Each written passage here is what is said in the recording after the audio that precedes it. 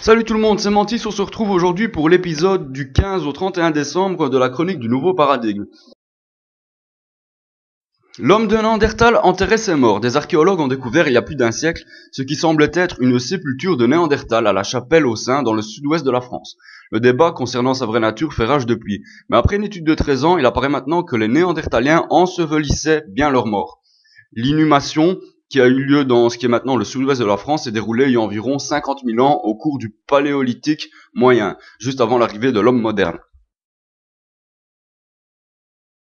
Mort massive d'animaux, un phénomène en augmentation en 2013.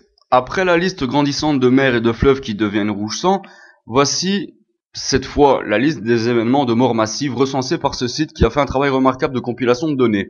Il y en a peut-être plus. En 3 ans, on constate une nette recrudescence du nombre d'événements. En 2011, 180 étaient répertoriés dans le monde. En 2012, ce chiffre passe à 465 dans 67 pays.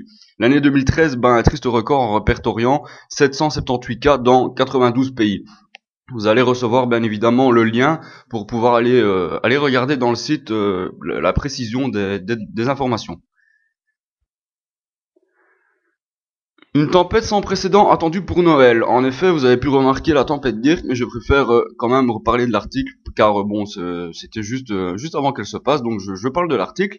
Un large système dépressionnaire allant du Groenland à la Scandinavie et aux îles britanniques va se mettre en place avant Noël, sous l'influence de vents d'altitude appelés courant jet ou jet stream en anglais, qui auront alors tendance à se rapprocher de la France. Par conséquent, les perturbations issues de ce système de dépression, parfois explosif, seront très pluvieuses et surtout accompagnées de vents pouvant être très tempétueux. Ce rail dépressionnaire pourrait alors nous concerner jusqu'à fin de semaine au moins. Une situation préalable, comparable aux tempêtes de 1999.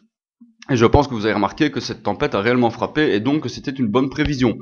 Mais ne vous réjouissez pas trop car une nouvelle tempête prévoit d'arriver. Je vous laisserai le lien dans la description, mais je crois qu'ils vont aussi l'appeler, ils vont lui donner un nom à cette nouvelle tempête, car c'est un nouveau train de dépression et de tempête qui traverse l'Atlantique.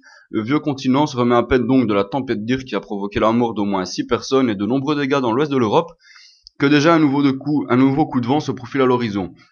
Tous les liens seront dans la description car bon, c'est assez précis et je vous conseille franchement d'aller voir parce que je pense qu'on va pas s'en remettre non plus.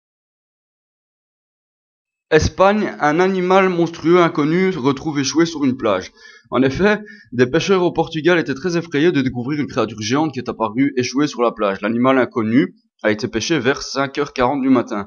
Un spécialiste en animaux marins de la marine espagnole a déclaré par téléphone que la créature était un spécimen unique et qui est en attente pour des échantillons de tissu de l'animal pour des tests d'ADN.